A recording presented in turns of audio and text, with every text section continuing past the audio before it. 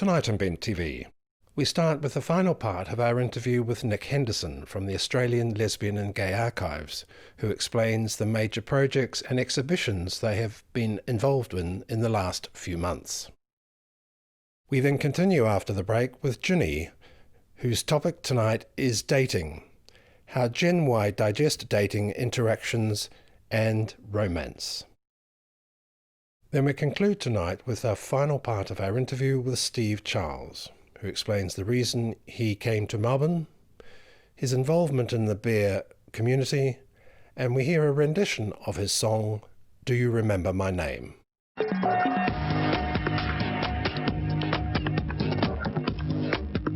Good evening, welcome to Bent TV. You're watching Steve Pereira on A Queer Idea, and tonight we have with us Nick Henderson from the Australian Lesbian and Gay Archives. Welcome, Nick.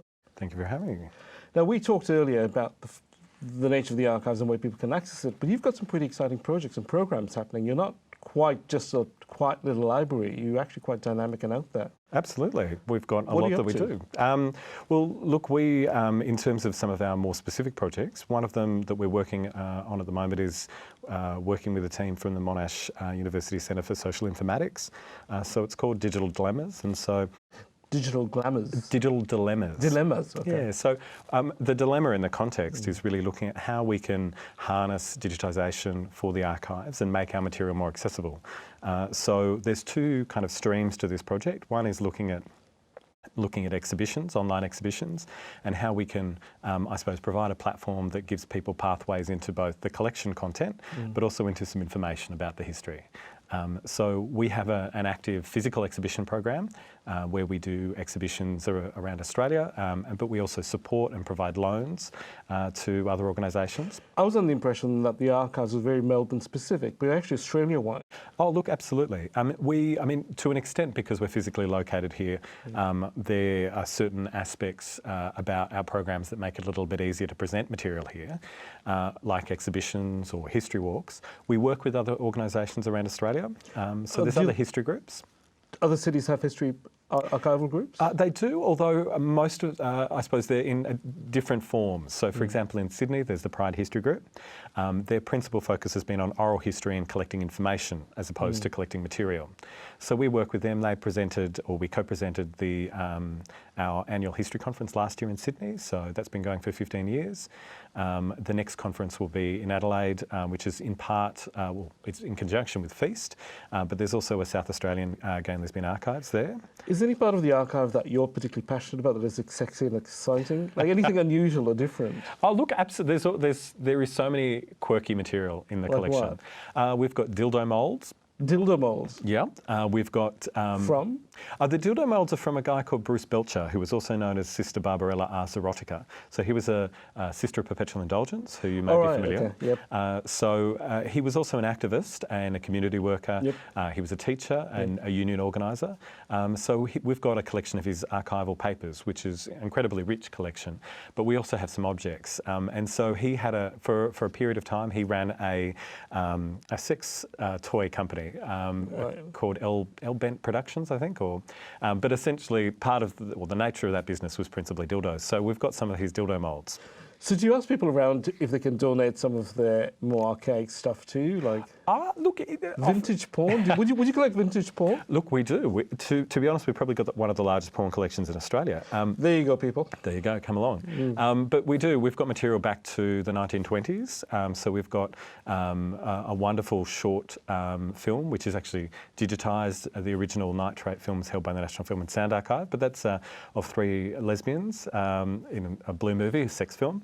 But going forwards, we've got a number of material photographs from the kind of physique period, 40s, 50s, through into later on. But that lesbian film would have been made for a male audience, not necessarily for a lesbian audience.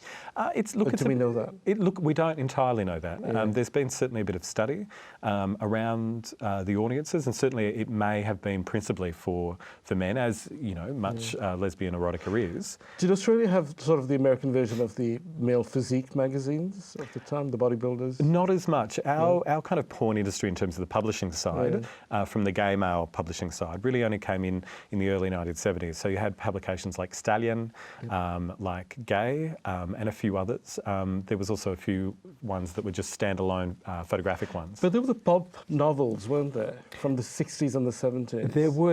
Australia didn't have much of a pulp industry.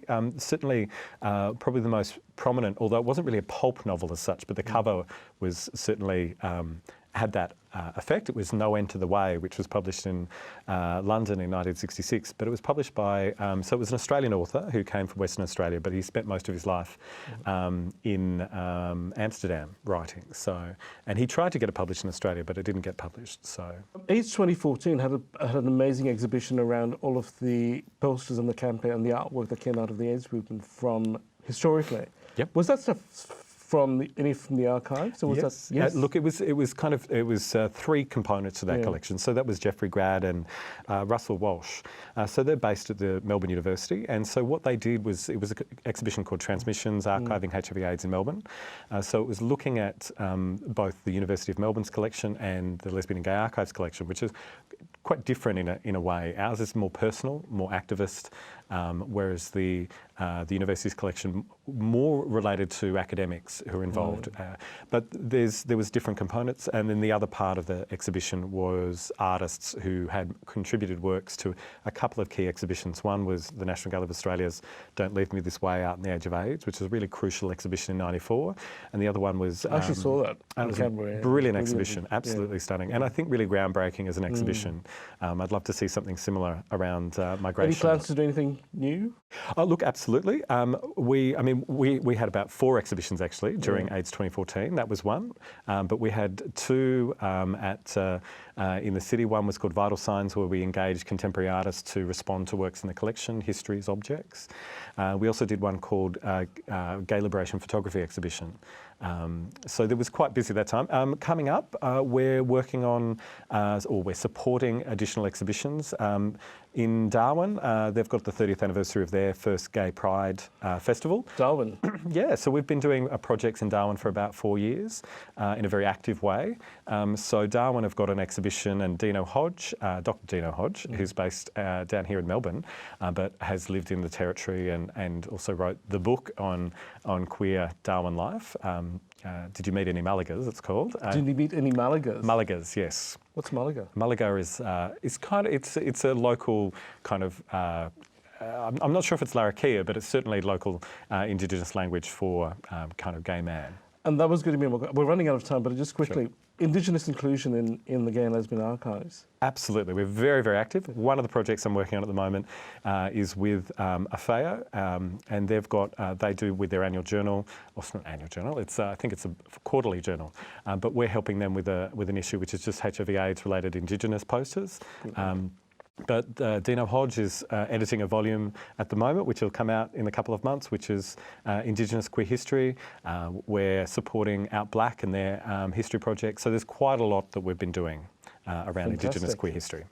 Thank you so much. This is so exciting to know that so much is happening with the archives. It's not just more of a library. Oh no, look, we're incredibly active. We've got lots of projects, and we're all volunteer run. So we're always looking for individuals, not just archivists, not just librarians, but anybody who's interested in the history, really. So. And where do they go to if they're interested? Go to our website, which is www, or I think you can just go alga.org.au, or just send us an email on mail@alga.org.au. Thank you so much, Nick. This has been fascinating. I'm Steve Pereira. You've been watching Bent's TV, A Queer Idea, and we've been talking to Nick Henderson from the Australian Lesbian and Gay Archives.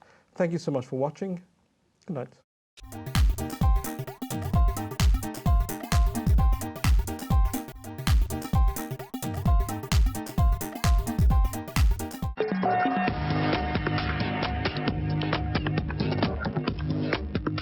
Good evening, and this is Ginni Saraswati back on Bent TV. Thank you for inviting me into your living rooms or your bedrooms or whatever room that you're watching Bent TV in. Thank you for inviting me in there. Might be a little creepy. I'm joined by 3 lovely ladies here. To my right, Kim McInnes, and to my left, Emma Dawson and Jessica Glover. Ladies, we want to discuss the big issues here, dating. Now, not all of us are single, not all of us are married, not all of us are taken, some of us are in between, but dating, with all the social media that's out there nowadays, the apps that's out there, the way that we access and I guess digest dating information has changed and evolved over the past 20 years. What do you reckon? I think for me, when I look at dating as such, I don't really do the app thing, but I know, it's a very popular thing these days with the men and the women interacting, or the men and the men, or the women and the women. But it's one of those things that I think, dating, is it really killing romance, the apps at the moment? Social media, is it killing romance? Is there no mystery left? No courting? What do you think? I tend to think maybe. Yeah. I've done both. I've been on Oasis. I don't know if I'm allowed to mention that, but I've been on Oasis, and for me, it was nice to sort of just have someone to talk to, but I found that there was so much emptiness to the conversation, even if I tried to bring some depth into it. But I think I'd prefer to know someone previously, maybe not very well, but have met them in person already, and then if I need to have conversations with them on the line, then that's fine. Do you think, Emma, from your position, being a single mum, do you think that's why you're turning to online dating, because you're time poor in that sense? And initially, yeah. Yeah, because it's very hard for you to kind of do what I guess your standard single person does, goes out to social events and that, because you've got the responsibility of a child. Do you think that's what gravitates you more towards the online sites and the apps and that kind of thing? Yeah, it did initially, and then I tried it for maybe a week, and I was like, nah, I can't do this. Not for me. So then I thought, well, I don't really need to find anyone. They'll come to me when I'm ready or when they're ready. Yeah, no, I agree. I've been on the apps for a little while, and to me, it's like modern day pen pal. It's true though, isn't it? There's something that's not special about meeting someone like that. I find the traditional way, getting to know someone and just catching their eye, is just so much more powerful. Yeah. And then, especially when you've known someone for a while and you've been able to build this great relationship with them that's just a friendship and then it blossoms. I mean, that's my ideal scenario. But then there's just some magic that's just not there when you're meeting people by swiping. You know, it's just... I don't know. I think I've had a little bit of a different experience. So I met my partner using an online dating app, and I think that, the whole courting and dating thing still applies, because the app is like the platform for you guys to connect and start chatting and get to know each other. But then in my experience, it was dates that followed after that. So like the romance still was there. And I think also in this day and age, it's so difficult to meet people out these days, because no one wants to approach you, or I don't know, I think that... Well, everyone's drunk and it's just... it's hard to make a conversation. I hate having to meet people when you're drunk. Because you like everyone when you're drunk. No discrimination, right?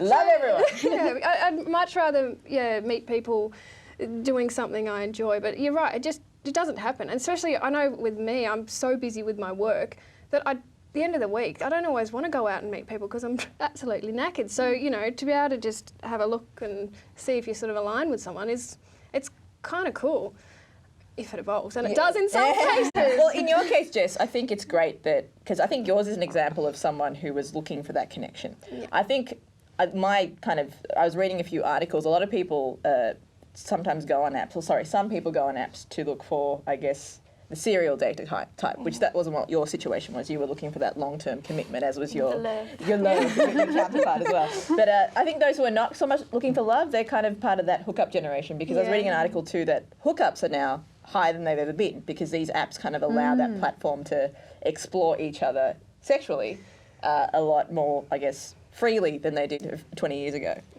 I think a lot of people use those apps for that purpose. Yeah. And I think another one is, and I've just realised that's what I was doing. I was bored. I just wanted to talk to people. Yeah, exactly. Not necessarily because I wanted to find a long-term commitment, although that would have been cool if it eventuated into that. But it was never for the hookup purposes. So there's 3 different ways, maybe. Yeah. Now I have to ask you, Jess, as the representative for the pro app, they do actually work. One thing that gets me on apps is the photos. Now, did your partner look like the photos that she put up? Yeah. Okay, good. Sometimes, I see photos of people, I'm like, do you really look like that? Do you really look like Angelina Jolie? Do you really have those lips? Because, you think. Yeah. Because do you kind of get to that skepticism where you're like, okay, if they look like this, why are they on an app? Or why are they talking to me? It kind of gets that introspective thing going. Yeah. Do you find that? It gets that inner dialogue going if they look like this way or they are putting up posters like this. You kind of judge them straight away. or you make judgments on yourself based on what's reflected at you. Do you find that? Like if you find, for instance, a topless guy and you're like, okay, what a douche. Yeah. Or, you know, a girl in a bra, you're like, okay, what a douche. You know? Do you find that? You're pretty. You can put your douche detector on. Yeah. Definitely, Douche depending star. on the photos. I swiped once with a dude and it was just like, ugh. I was like, should I? He's got no top on. That means he's a douche. And we spoke on the phone.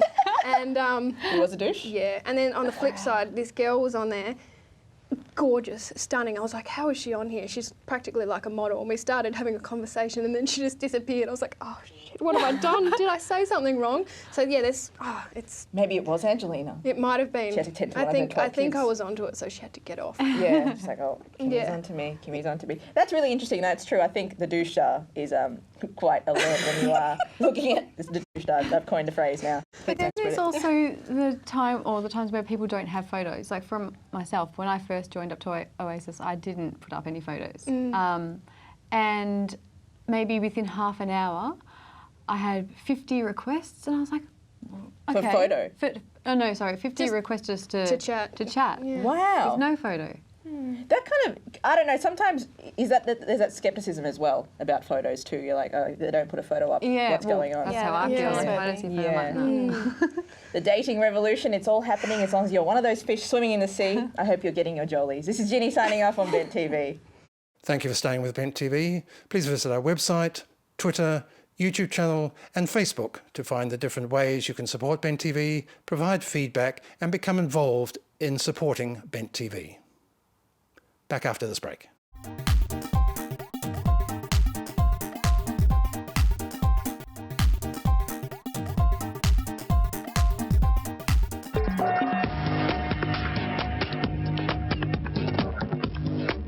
Hi, I'm Big Bear Mark, and this is the Bear Cave. Today on the Bear Cave, I'm very lucky to have singer-songwriter, producer, radio host, and all-right nice guy, Steve Charles with me. Hi, Steve. How you going? Oh, I'm great, Mark. Thanks for having me. That's all right. Now, Steve, you've just moved down to Melbourne for a start. I've been here, 2 months. 2 months from Tamworth, From Tamworth, basically. yeah, country music capital. Country music capital of the world, or no, Nashville would Australia. probably be that, Yeah. but of Australia. But you are a singer-songwriter. You've been in the business longer than I could say. 30 years. 30 yeah, years. 30 years I've been writing and touring around and doing all those kind of things. Yeah, and what would you describe your style as? Eclectic is I think that's the new catchphrase. I write everything from country through to jazz to reggae to classical to everything. I would turn my hand at everything I could possibly think of. Would I say that though your preferred style is a bit country, R&B, blues type? More roots, yeah, More roots. more roots, blues, yeah, and a bit of swing. A bit of swing as well? Yeah, Yeah. because you've had a swing band, haven't you? I did, yeah, Champagne Charlie's. Yeah, we went for about 12 years, yeah. Yeah. And I've got to ask, what brought you to Melbourne? A boyfriend. A boyfriend. My boyfriend. My Hey, Robert. boyfriend. So I met my partner about 3 years ago, or 2.5 years ago, at Bearstock in Adelaide, and we had an ongoing long-distance affair for several years, and we thought it was about time to formalise the occasion. The occasion. Now, you said that you met at Bearstock. Yes. Now, you've been going around the Bear runs or the Bear events for a little while now. Bear's been really good to me, yes. I split up with my ex about 5 years ago, and I was at a bit of a lost point, and I was approached by one of the Bears, Seamus Hislop, who introduced me to the whole thing, which I didn't even know existed until then. And then, since then it's kind of got up. I've been to Bearstock in Adelaide 3 years in a row. Last year, or this year, I was invited to the Bear Bar at the Mardi Gras and performed down there on one occasion down there as well. It's been really good, and now that I'm in Melbourne, I'm hoping to do more down here as well. Yeah, so and you got me onto your fantastic Into the Woods show as well. So thank you very much. Yeah. And but you've already done the gig in a pub in Melbourne, I believe, as well. yes, I went to the Whole Lot of Love Bar over in Brunswick Street, and they just had an open mic night. But I'm kind of waiting to get a bit of a band together. So I've found a drummer. So we're going to move on and find some more musicians, if there's any gay musicians, it'd be great to have in a band. Yeah, so if anyone's interested, get in contact. Yeah, sure. You can find me on Facebook, so Yep. that's pretty good. Exactly. Now, you're going to sing a song for us in a moment. Do You Remember My Name? Has this got any significance for you, this song? Oh, well, everyone's had a first love, and Yes. everyone's left a first love behind, and it's kind of around that theme, yes. And it's that long distance thing, is that you always remember them somewhere down the track, and you sort of wonder will they even think of you now, or will they remember your name even? Exactly. Well, let's hear it. So you go and get ready. And this is Big Bear Mark, and you're on the Bear Cave. This is Steve Charles with Do You Remember My Name?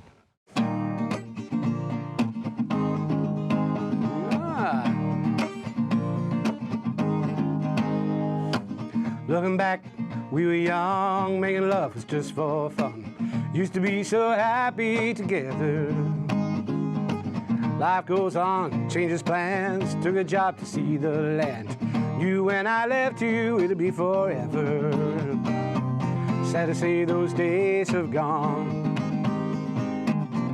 but they sure as hell were fun. Did you ever stop to wonder if I'd stuck around? Would we ever be the same? Was it love or was I just a sweet distraction dancing in the rain? Do you even remember my name? Whoa, whoa, whoa, my name. Got a laugh remembering when we stole that car from your best friend. Drove it all the way to Sydney town. I can still see that look on your face when your father screamed that it was a disgrace. You knew in the end he'd come around. Sad to see those days have gone, but they sure as hell were fun. Did you ever stop to wonder if we'd stuck around? Would it ever be the same? Was it love or was I just a sweet distraction dancing in the rain? Do you even remember my name? Oh, my name. Oh, those crazy nights, running wild and free under the pale moonlight. How the stars would shine in your eyes. Did you ever stop to wonder if I'd stuck around? Would we ever be the same? Was it love or was I just a sweet distraction dancing in the rain? Do you even remember my name? Oh, my name. Do you remember my name?